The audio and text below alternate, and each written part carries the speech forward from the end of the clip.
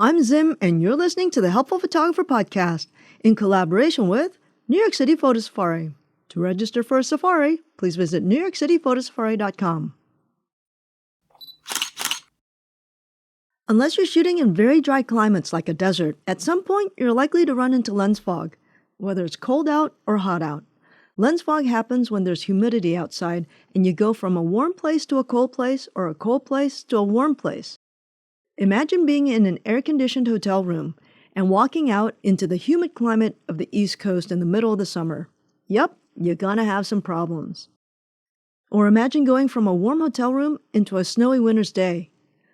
The reason I keep mentioning hotel rooms is because I've come to find that people tend to keep their hotel rooms a lot warmer or a lot colder than they would their own homes because they're not paying for the energy bill.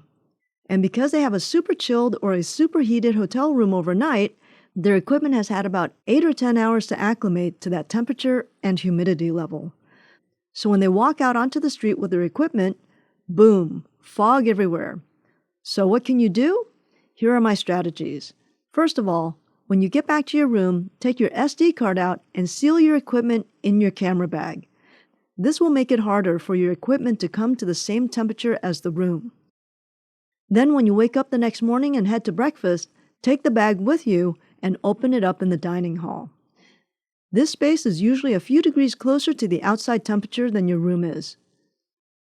Then, when you go outside, keep the bag open to the environment. This will help it get to the temperature much faster. I know this may not be an ideal way to work, but it's a reasonable strategy. Along with this, I also put those silica pouches, the ones that you find in shoe boxes. I put those in my bag as well. I would suggest that you do not use the ones that contain powder inside because if it breaks in your bag, well, you know what's going to happen. Ask me how I know.